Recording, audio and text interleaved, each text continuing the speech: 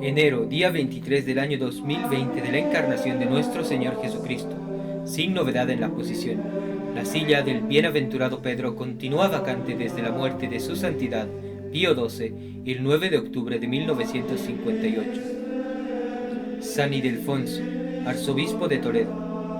Uno de los varones más ilustres en letras y santidad que tuvo España en su verdadero siglo de oro, cuando florecieron los Isidoros, los Eladios, los Justos y los Eugenios, fue San Ildefonso, arzobispo de Toledo.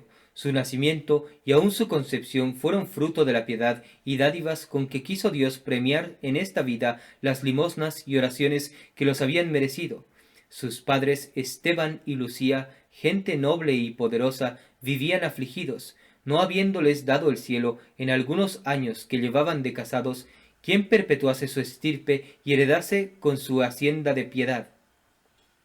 Importunaban, por tanto, con ruegos, vigilias, oraciones y limosnas, la misericordia divina, y Lucía, que tenía singularísima devoción a la Madre de Dios, la ponía por intercesora con una viva confianza de alcanzar lo que pretendía. Dios, que tiene dada palabra de oír los ruegos humildes y de consolar al justo en su aflicción, oyó las súplicas de sus siervos, dándoles el deseado fruto de bendición que con tanto fervor le habían pedido. Nació, pues, Ildefonso cerca del año del Señor de 608, reinando a la sazón Huitérico, y presidiendo a Horacio en la silla de Toledo, patria de nuestro santo. Los años de su niñez fueron un cierto indicio de que Dios le destinaba para uno de los mayores héroes de su iglesia. La docilidad con que oía a sus maestros, la obediencia que profesaba a sus padres, el respeto que tenía a los mayores, junto con una particular dulzura que hacía amables todas sus acciones, constituyeron un niño verdaderamente inocente. A esto se llegaba el esmero con que sus padres procuraban educarle, porque le miraban como el depósito de su sangre y de su nobleza. Su madre particularmente no perdía ocasión de inspirar en su tierno corazón un amor y devoción sólida a la Madre de Dios, y apenas tenía Ildefonso 2 años cuando ya le había hecho aprender el Ave María, que repetía el santo niño con frecuencia, manifestando la dulzura que sentía en su alma. Creció Ildefonso y juntamente con él la piedad, las inclinaciones santas, las esperanzas que habían concebido sus padres de su virtud y grandeza, y para asegurarlas mejor, le entregaron a San Eugenio, que aún no era arzobispo ni se había retirado a Zaragoza, el que, como maestro suyo, no sólo le enseñaba las ciencias que ilustran al entendimiento, sino las que forman el corazón del hombre y le dirigen al supremo ser. Viendo San Eugenio los rápidos progresos que hacía Ildefonso y considerándole capaz de mucha mayor instrucción que la que él podía darle, le envió a Sevilla, con recomendación particular para San Isidoro, cuyos escritos y santidad eran a la sazón dos lumbreras que iluminaban a toda España y aún vertían resplandor fuera de sus recintos. Aprovechóse nuestro joven de tan buena ocasión, adelantando en su instrucción cuanto se podía esperar de su talento y del sabio maestro que le cultivaba, pero al mismo tiempo no echaba en olvido que la ciencia sin la virtud hincha y ensoberbece, como dice San Pablo, y así era admirado de su preceptor y de sus condiscípulos como un ejemplar cristiano, al mismo tiempo que su ingenio, su aplicación y su aprovechamiento le hacían respetar más como maestro que como discípulo. Siendo el santo de 24 años, esto es, en el año de 632, volvió de Sevilla a Toledo, y se presentó a sus padres y a San Eugenio con más conocimientos, pero con más desengaños del mundo. Este le prometía sus más lisonjeros bienes atendiendo su nacimiento, sus riquezas, sus prendas naturales y adquiridas, y la protección de los que actualmente podían ensalzarle, pero él, por el contrario, pensaba en despreciarlo todo, poniendo en ejecución los deseos que desde niño había tenido de entrar en un monasterio. Se cuenta que, faltando de su casa y presumiendo su padre que había ido a hacerse monje, salió con alguna gente armada a detenerle en el camino, y aun a sacarle por fuerza del monasterio, caso que estuviese ya en él. Que Ildefonso advirtió esto, y se escondió en el cóncavo de una peña, dando tiempo a que pasase su padre de vuelta del monasterio, persuadido ya a que se había engañado, que luego prosiguió su camino y recibió el hábito de mano del abad. Pero estando el monasterio agaliense en el arrabal de Toledo, como unos 150 pasos distante de la iglesia pretoriense, entre poniente y norte, según creen algunos, no es fácil concebir dónde pudiese haber peñascales, sotos, ni otros sitios cerrados e incultos donde sucedió este milagro. Como quiera que fuese, nuestro santo tomó el hábito de monje con tanto gusto suyo como amargura de su padre, que apenas lo supo, creyó haberse perdido los timbres de su casa y las esperanzas de su posteridad. Pero al fin, reducido a mejor consejo por las discretas y religiosas reflexiones de su mujer, quedó sosegado, y San Ildefonso quieto y pacífico en el retiro de su amado monasterio, en donde permaneció desde antes del año de 633, en que, siendo ya monje, fue ordenado de diácono por San Eladio, hasta fin del 657, en que fue sacado contra su voluntad del retiro, para apacentar las ovejas del rebaño de Jesucristo.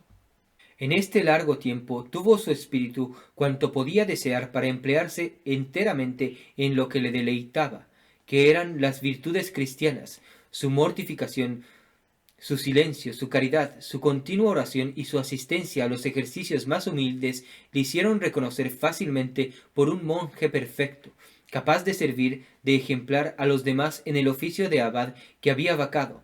Y así de nada sirvió su resistencia para que los monjes dejasen de poner sobre sus hombros el cuidado del monasterio y la dirección de sus almas. Siendo abad, cumplió perfectamente con las dificultosas obligaciones de prelado, manifestándose afable con los humildes, compasivo con los flacos, piadoso con los miserables, con los tristes consolador, justo con los delincuentes, y padre caritativo con todos. Cuidaba del adelantamiento de su espíritu y de su monasterio, sin omitir por eso el estudio de los libros sagrados, que le hacían mirar como uno de los más aventajados doctores de la Iglesia, y otros estudios útiles y provechosos como el de la música, en que era extremado. Este estudio le proporcionó el desahogo de su tierna devoción a la Reina de los Ángeles, componiendo varias antífonas en su alabanza, con una música armoniosa que suspendía con su dulzura y encendía el corazón en los santos afectos con que había sido concebida, con la cual música compuso también 2 misas a San Cosme y San Damián, titulares de su monasterio agaliense. Por este tiempo murieron sus virtuosos padres, y el santo, amante de la virginidad, que conservó toda su vida a proporción del amor que le encendía hacia la Virgen de las Vírgenes, empleó su grueso patrimonio en fundar y dotar un convento de monjas en un lugar cercano llamado Deibio, cuya situación cierta se ignora. De cada día iban creciendo a proporción los méritos de Ildefonso y su fama, la cual se hizo mayor con la asistencia a los concilios octavo y nono de Toledo, en que manifestó su sólida piedad y portentosa sabiduría. A él se le atribuye comúnmente el canon primero del concilio 10 toledano, en que se instituye en la Iglesia de España la fiesta de la expectación, y atendiendo a que este concilio se tuvo en el año octavo de Recesvinto, un año antes que fuese hecho metropolitano San Ildefonso, y a su devoción particularísima a la Reina de los Ángeles, no carece de fundamento tan piadosa persuasión, sin embargo, de que se convence mejor su piedad con los hechos ciertos que llenaron de admiración a los fieles después de hecho obispo.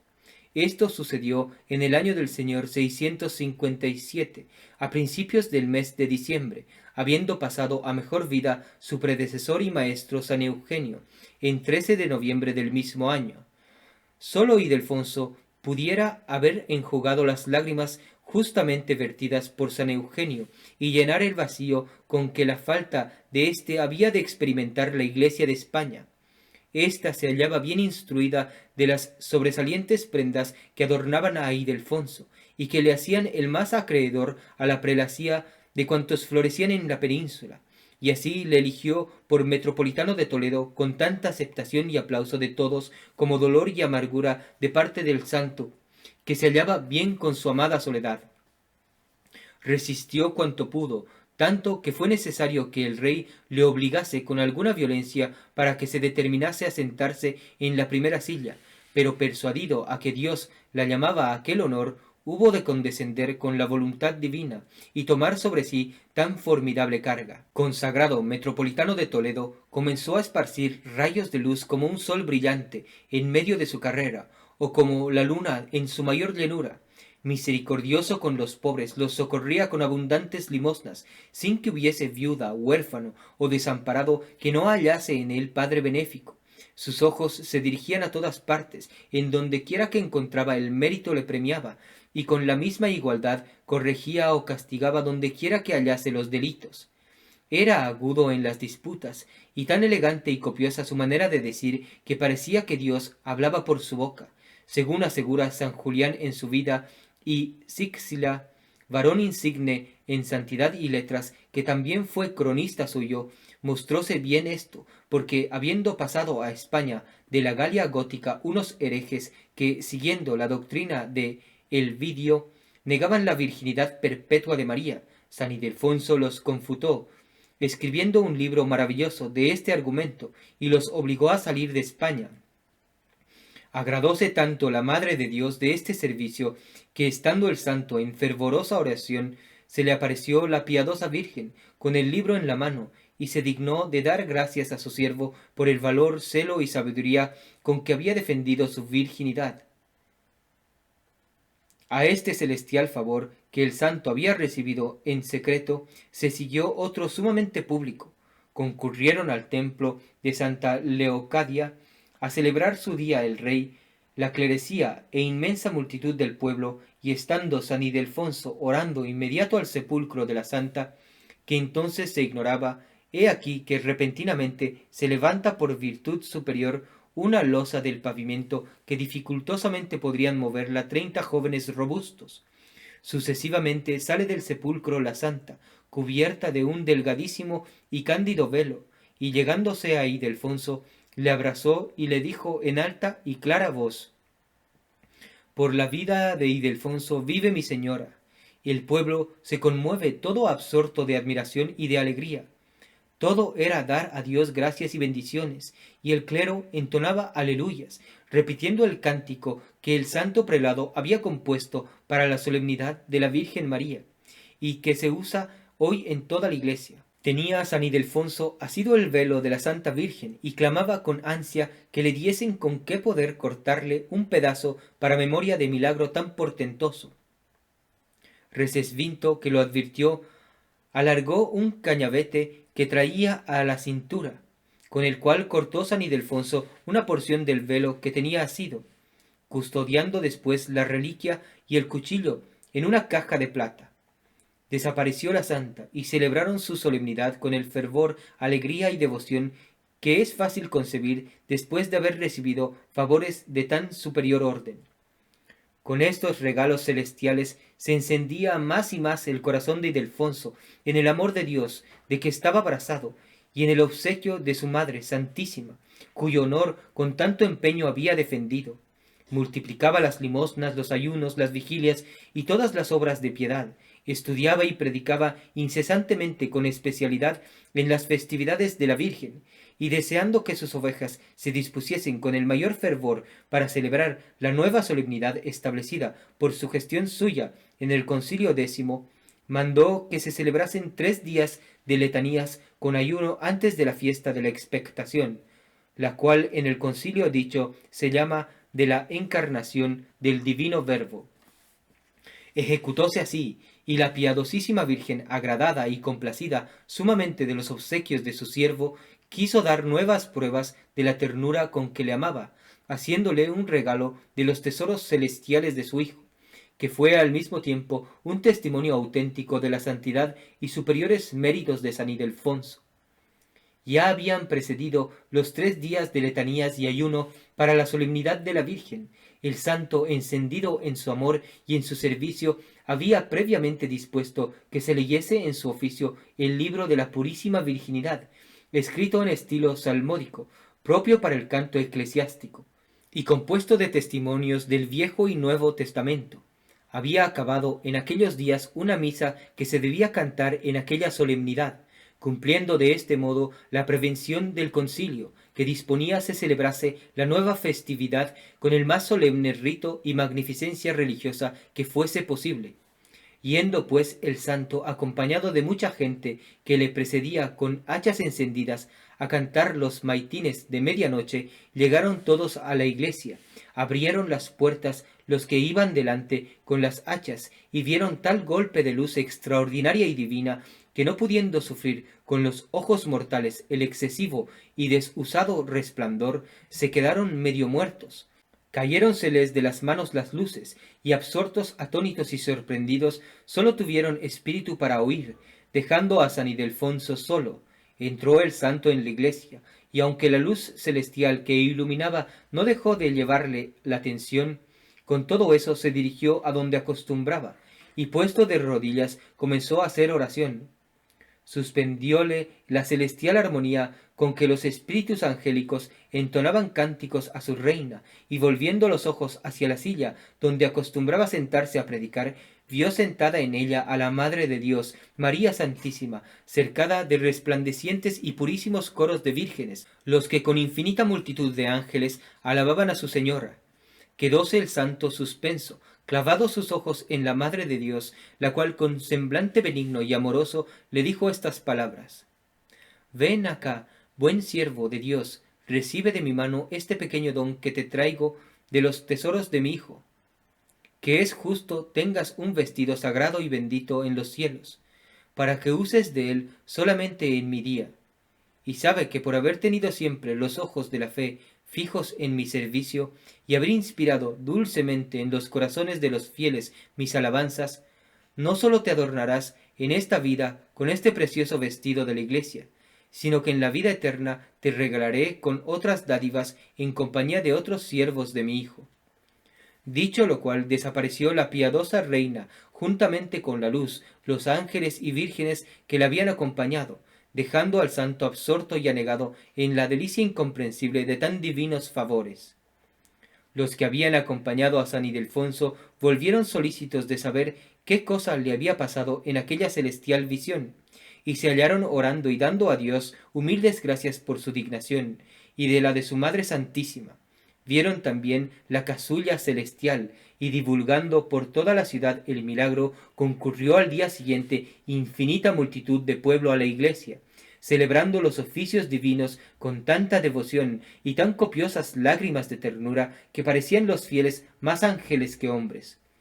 En la iglesia de Toledo se conserva todavía una piedra, en donde es tradición puso sus virginales plantas la reina soberana, la cual adora a todo cristiano como preciosa reliquia. La casulla fue custodiada en el sagrario de Toledo hasta la perdición de España. Entonces se trasladó con otras preciosas reliquias a la catedral de Oviedo, en donde permanece. Se refieren muchos milagros de esta preciosa vestidura, entre ellos que habiéndosela querido poner Cisberto, prelado de Toledo, acabó mal, pues en el concilio 16 de Toledo fue depuesto de su dignidad en pena de su soberbia, que le condujo al execrable delito de rebelión contra su monarca. Después de la descensión de la Virgen María, vivió San Ildefonso poco tiempo, empleándole con más ahínco en el cumplimiento de su oficio pastoral y en el ejercicio de todas las virtudes que le habían hecho digno de los favores divinos que quedan referidos. Su contemplación era tan continua y tan intensa que a ella, más que a otra cosa, se debe atribuir su preciosa muerte, que sucedió a 23 de enero del año del Señor de 667, y 18 del reinado de Recesvinto, habiendo gobernado la iglesia de Toledo 9 años y casi 2 meses. Su sagrado cuerpo fue sepultado en la iglesia de Santa Leocadia, a los pies de su predecesor San Eugenio, pero al presente se venera en Zamora, a donde fue trasladado con motivo de la irrupción de los sarracenos. Fue de estatura gentil y de una varonil hermosura, que le hacía amable aun por el semblante. A esto se llegaba un modesto y venerable aspecto que causaba reverencia, una dulzura de genio y de costumbres que encantaba, y una suavidad en el trato, junta con una continua alegría que robaba los corazones de todos, tanto en el estado seglar de monje como en el de obispo. Escribió muchas obras, bien que no todas quedaron concluidas, por causa de que se lo impidieron varias ocupaciones y molestias, como dice San Julián en su vida. Sin embargo, las que andan impresas dan un testimonio de su profunda humildad, de su amor y ternura a la Virgen María, de su vasta erudición sagrada y profana, y del gusto y celo con que reformaba y promovía la disciplina eclesiástica, por todo lo cual mereció justamente ser apellidado en vida Nuevo Crisóstomo, oráculo del cielo, luz de doctores, y otros títulos que muestran el aprecio en siempre tenido y con cuánta razón le regaló la soberana visitándole en persona y asegurando otros más dulces y apetecibles regalos que al presente goza en las mansiones eternas. Martirologio romano. En Barcelona, San Raimundo de Peñafort, cuyo tránsito se celebra el día 7 de este mes. En Roma, Santa Emerenciana, virgen y mártir, la cual, no siendo aún más que catecúmena, fue apedreada por los gentiles mientras estaba orando sobre el sepulcro de Santa Inés, que había sido su hermana de leche. En Filipos de Macedonia. En Paramenas, uno de los 7 primeros diáconos, que habiéndose entregado a la divina gracia para no seguir más que su dirección, se aplicó con una eterna fidelidad al ministerio de la predicación que le habían confiado los apóstoles, y llegó bajo Trajano a la gloria del martirio. En Cesarea de Mauritania, los santos mártires Severiano y Aquila, su mujer, que fueron entregados a las llamas. En Antinoe, ciudad de Egipto, San Asclas, mártir, quien después de varios tormentos fue precipitado en el río, donde rindió su alma a Dios. En Ancira, en Galacia, San Clemente, obispo, que habiendo sido muchas veces probado con diversas torturas, consumó en fin su martirio bajo Diocleciano. En el mismo sitio y el mismo día, San Agatángelo, que sufrió la muerte bajo el presidente Lucio. En Alejandría, San Juan Limosnero, obispo de esta ciudad, tan célebre por su ardiente caridad con los pobres. En Toledo, San Ildefonso, obispo, a quien por la inocencia de su vida y por haber defendido contra los herejes la virginidad de la Madre de Dios, la misma señora le dio de su mano una blanquísima vestidura y últimamente, después de haberse hecho célebre por su santidad, fue llamado al cielo. En el Abruzzo Citerior, San Mártir solitario, de quien hace mención el Papa San Gregorio. La misa es en honor del santo y la oración la siguiente. Oh Dios, que por medio de la Madre gloriosísima de tu Hijo honraste al bienaventurado Ildefonso, tu confesor y pontífice, enviándole un don precioso de los tesoros celestiales, concédenos benigno que por su intercesión y merecimientos consigamos los dones eternos. Por el mismo Jesucristo, nuestro Señor, tu Hijo, que vive y reina contigo en la unidad del Espíritu Santo Dios, por los siglos de los siglos. Amén. La epístola es del capítulo 4 de la segunda del apóstol San Pablo a Timoteo.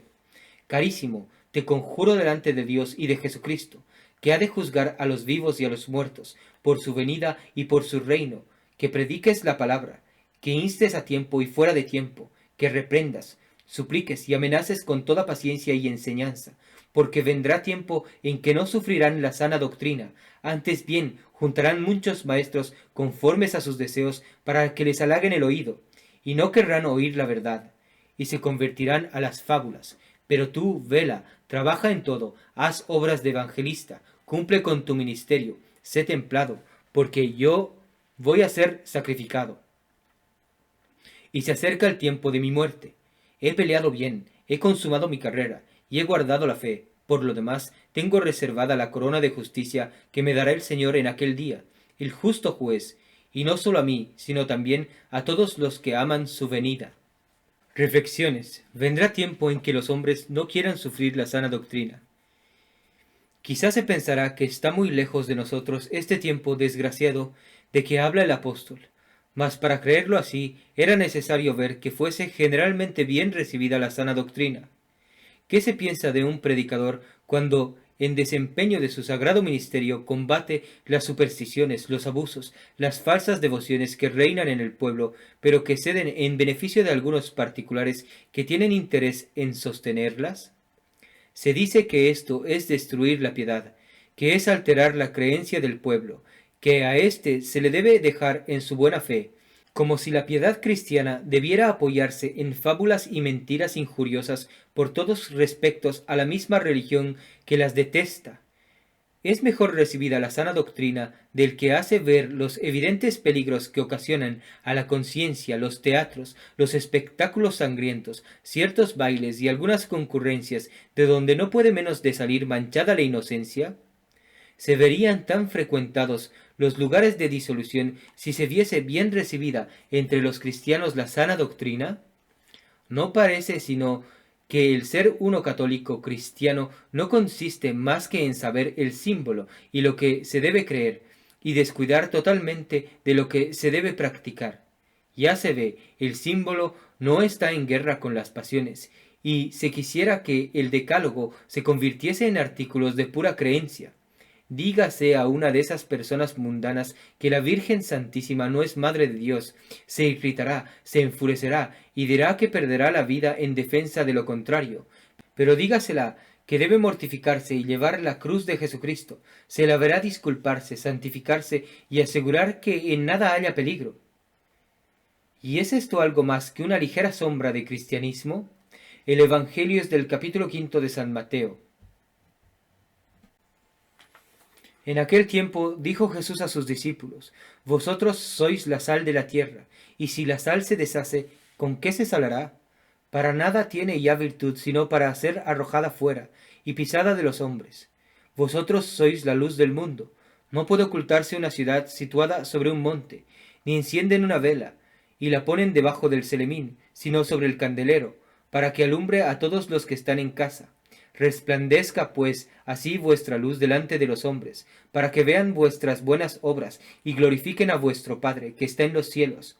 No juzguéis que he venido a violar la ley o los profetas. No vine a violarla, sino a cumplirla, porque os digo en verdad que hasta que pase el cielo y la tierra, ni una jota, ni una tilde faltarán de la ley, sin que se cumpla todo.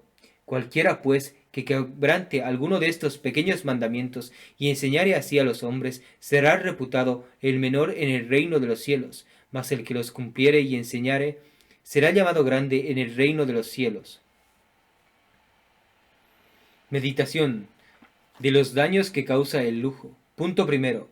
Considera que por más que se declame y se haga patente a los ojos de cualquier hombre de mediano juicio la necesidad de sostener un lujo que arruina las casas y familias, es tan fuerte la preocupación a favor suyo que llega a tenerse por virtud entre sus apasionados. Nada importa que la Santa Escritura, los padres y doctores le abominen. De nada sirve que la razón y la experiencia se reúnan para hacer palpables sus estragos. El lujo, ¿quién lo creyera?, tiene apologistas entre los cristianos que han hecho solemne renuncia de las galas y vanidades del siglo. El lujo, se dice, es el alma del comercio, es el nervio de los estados, es el que da ocupación a una infinidad de artesanos, que morirán sin él a manos de la indigencia. El lujo, se dice, es el azote de la holgazanería, el destructor de la avaricia, el padre de las artes y el apoyo de la felicidad de las repúblicas. Pero bien examinadas, ¿tienen alguna fuerza estas exageradas ponderaciones? ¿Pueden hacer otra cosa que seducir a los incautos y a los que no se paran a reflexionar las cosas como son en sí mismas? Los imperios más florecientes del mundo comenzaron todos por la frugalidad y se arruinaron por el lujo. Los persas, los asirios, los griegos y los romanos no tuvieron otro origen ni otro principio de su fatal decadencia, como lo acreditan sus historias. Nunca está más débil un reino que cuando más brilla en él un lujo desmedido. Y si esto es evidente respecto a una nación entera, ¿qué sucederá con las familias particulares? ¿Cuántas quiebras ruidosas no padecen los más sanos caudales? ¿Cuántos enlaces ventajosos no impide el lujo cada día? ¿Qué trastornos, qué inquietudes, qué disgustos, qué disensiones eternas no fomenta el lujo en muchas casas y familias? ¿De cuántas injusticias, de cuántas infamias no es la causa? ¿De qué artificios no debe valerse el que tiene que aparentar una ostentación que le arruina interiormente? Pero el lujo fomenta una multitud de manos que vivirían en la ociosidad. Bellamente, no se puede negar que es un bien imponderable, que se da ocupación a los ociosos, que se ejerciten los talentos útiles y que se fomenten las artes, pero ¿no hay su más y su menos en esta preocupación de manos y talentos? ¿Qué utilidad nos traen tantos artífices del lujo y de la vanidad, tantos talentos inútiles y aún nocivos, que no tienen otro objeto que las nuevas invenciones con que cada día se disipan las caudales más lucidos? ¿Son realmente necesarios esos innumerables ministros de la vanidad que únicamente se emplean en llenar de polvo y de inmundicia los cabellos, adornándolos y rizándolos contra el precepto del apóstol, y en dar una enorme magnitud a unas cabezas tan pequeñas como vanas? Serían útiles ciertamente, si, como las adornan en lo físico, las compusieran en lo moral, y es también necesaria esta multitud inmensa de sirvientes que no tienen otro empleo que dar ostentación a los señores, viviendo sin embargo en un ocio eterno y vergonzoso. ¿Son por ventura indispensables para nuestra felicidad esas personas que se emplean en las futiles bagatelas, furcilerías y necedades que nos presenta el inconsciente sistema de la moda?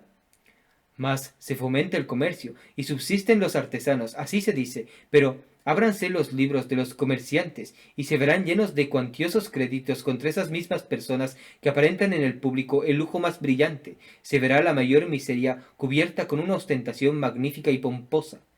Y no cobrando el comerciante el importe de sus géneros, ¿podrá subsistir largo tiempo su comercio? ¿Se da de lugar al artesano?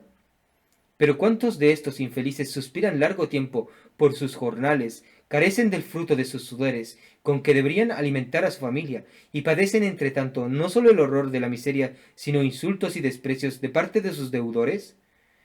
¿Y es esta toda la utilidad y ventajas que el lujo nos proporciona? ¿Y habremos de ser tan ciegos que no conozcamos nuestra ruina cuando se nos entra por los ojos? Punto segundo. Considera que no hay vicio más ridículo que la vanidad en el lujo, ni que más pueda hacer reír a cualquier hombre sensato. Aun los más apasionados por el lujo se quejan amargamente de la dura precisión en que los pone para haber de mantenerle, aunque sea a costa de la mayor economía y del ayuno más riguroso en sus casas. Se quejan del excesivo precio a que deben pagar esos muebles de vanidad que hoy lucen y mañana desprecian. Ponderan que ha subido tanto de punto la vanidad que se ven precisados a que sus mujeres e hijas lleven hoy en la cabeza lo que en otros tiempos sería el dote de una princesa o de una reina. Se lamentan de que no pueden colocar a una hija a causa de los excesivos gastos que han introducido la moda, y si no la colocan, sienten el desvelo e inquietudes que les causa el custodiarla.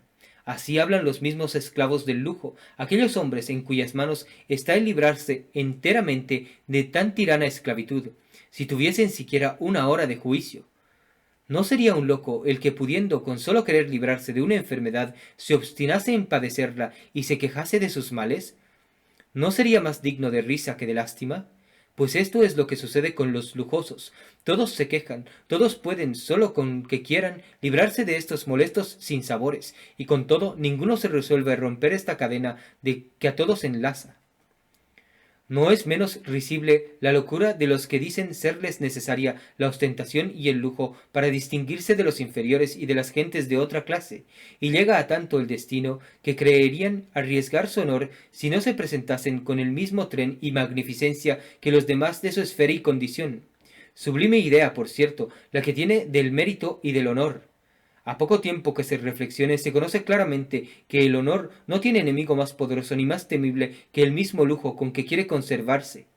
Quiere una señora mantener entre sus iguales el mismo lujo que ellas. Saben muy bien éstas lo que pasa por sí misma para sostenerle, la economía, los ayunos forzados que les cuesta en su casa el brillar en las concurrencias. Saben también a cuánto ascienden sus rentas. Y por estos principios, en que no pueden equivocarse cuando ven que otra las compite o las excede en galas y sin tener una igual o mayor renta, es muy natural la consecuencia que o al mercader les dará sus géneros de balde o que se valdrá de alguna industria que ellas no conocen. ¿Y cuánto no interesa esto su honor? ¿Y serán muy temerarios los juicios a que se da lugar con una conducta semejante? Quiere una señora distinguirse de la plebe con un vestido magnífico y costoso, pero no se sabe demasiado que ciertas prendas naturales reunidas a la disolución más infame suelen equivocar todas las clases. ¿Quién podrá distinguir una de esas viles criaturas de la señora más encumbrada solo por el exterior? Debiera pues ésta vestirse de estrellas y coronarse de luceros para distinguirse de las otras. Pero tienen juicio, tienen sentido común unas personas que hacen constituir su honor en 4 cintas, en 4 bagatelas, que se compran en cualquiera tienda por unos pocos doblones. Mas ¿qué se dirá de mí si no me presento con los mismos atavíos que las señoras de mi esfera? ¿Se dirá que tienes juicio?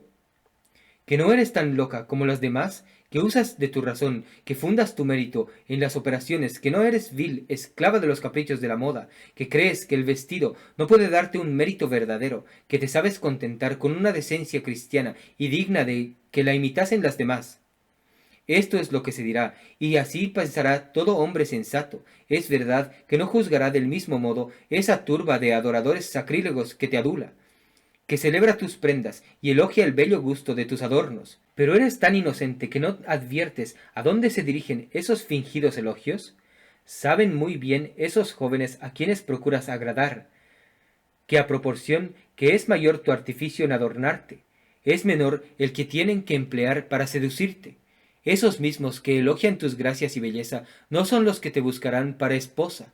Saben que una mujer apasionada por el lujo no es una fortaleza inconquistable a las balas de oro y plata, que el honor es una débil barrera en ese caso. Y aun cuando pudieses resistir a sus ataques, ¿quedará por eso tu honor ileso entre sus lenguas? Desengáñate, pues, y cree firmemente que la virtud y la honestidad y la decencia son las prendas más brillantes, y las que hacen el verdadero adorno de una señora cristiana. Todo cristiano renuncia solemnemente en el bautismo a las galas, pompas y vanidades del siglo. Pregunta, pues, a una de esas personas del mundo qué es lo que ha renunciado en el bautismo, y no sabrá qué responderte. Cosa extraña, jamás pensó San Ildefonso en los vanos adornos que tanto se estiman en el mundo, y mereció que la misma reina del universo le honrase, enviándole de los cielos un adorno preciosísimo. ¿Cuándo haré, Dios mío, el aprecio que debo del verdadero mérito, de la santa libertad de hijo vuestro, que me mereció mi Redentor, y despreciaré altamente las ilusiones de vanidad con que el mundo me deslumbra? ¿Cuándo lograré revestirme de la estola de justicia que haga a mi alma vistosa y agradable a vuestros ojos, y me desnudaré del hombre viejo que todo es corrupción y vanidad? Jaculatorias. Apartad, Señor, mis ojos de la vanidad del mundo. Sabéis, Señor, que abomino esta señal de soberbia y de vanidad que llevo sobre mi cabeza. Propósitos. 1. La soberbia, la avaricia y otras semejantes pasiones son unos vicios que naturalmente aborrecemos en los demás, pero con dificultad los conocemos dentro de nosotros. Se hacen las más fuertes invectivas contra la sed insaciable de un avaro, pero apenas hay quien se confiese herido de esta lepra. Lo mismo sucede con el lujo. Por poca reflexión que se haga, se conocen con evidencia los daños que causa al Estado, a las familias y a la religión, pero son muy pocos los que se quejan de esta enfermedad. Se ven infinitas personas en quienes no puede menos de condenarse un lujo exorbitante, y que escandaliza no solo en las calles y paseos, sino al pie de los santos altares. Se las ve llegar también, y con frecuencia, a presentarse al juicio del sacerdote, y sin duda se creerá que van a manifestar esta lepra. Esperas los 7 días que prescribe la ley para abrirse de nuevo el juicio, y observas que no sólo continúa la lepra, sino que va creciendo por momentos. Esperas, no obstante, otros 7 días, y no ves que los leprosos se presentan con vestidos descosidos, con la cabeza desnuda, con el rostro cubierto, y llamándose a voces contaminados e inmundos, ni que se separen de la multitud conforme a la sentencia de la ley. Es decir, esas mismas personas frecuentan los sacramentos, hacen una vida al parecer cristiana, y no se las ve que minoren el lujo, lo que es una prueba decisiva de que no le tienen por malo, o que no lo condena el sacerdote. A tanto como esto llega la ceguedad en que puede precipitarse este vicio detestable, el ejemplo de los demás tiene también una fuerza poderosa para que creamos permitido que lo que vemos universalmente practicado. Pero debes tener muy presente que no te ha de juzgar Dios por lo que hicieron o pensaren los demás, sino por tu propia conciencia. No te servirá de disculpa el mal ejemplo. Dios te manda que lo evites, y esto debe ser la regla de tu conducta. 2. Hazte una ley inviolable de cercenar algo cada día de aquellos gastos que te parezcan menos precisos, y vete reducido poco a poco a una moderación y frugalidad cristiana. No te se prohíbe un porte decente y honesto conforme a tu caridad, pero ¿tendrás conciencia para dejar el vestido decente que hoy usas por comprarte otro, sin más necesidad que el ser de moda? ¿No es mucho más preciso el socorro de los pobres a quienes faltan uno y otro? ¿Sueles hacerte un vestido en tu cumpleaños, en tus días o en los de tu mujer o tus hijos? Sin más necesidad que esta ocurrencia, y ¿no sería una moda muy cristiana y digna de que se extendiese en todas partes que vistieses a algún pobre en tales días? Sueles también en dichas ocasiones dar una mesa espléndida a tus conocidos y parientes, que no lo necesitan y que tal vez murmuran de tu profusión o se quejan de tu escasez. ¿Y no sería mejor que te acompañasen varios pobres que quedarían satisfechos y los tendrías siempre agradecidos? Estas razones te parecen bien y aún te convencen, pero ¿tendrás resolución para ponerlas en práctica? Que el testimonio de esta santa vida sirva de alimento para todo cristiano, que haciendo uso de razón considere que el celo con que se debe defender la verdadera fe católica no es negociable, que debe ser capaz de llevarnos a la misma muerte y lograr la corona del martirio de ser necesario, antes que abrazar cualquier doctrina humana, modernista, naturalista o racionalista, que conducen indefectiblemente al indiferentismo religioso y al falso ecumenismo, banderas y estandartes de la falsa iglesia de los últimos tiempos, con sede en el Vaticano. Viva María Santísima, viva Cristo Rey.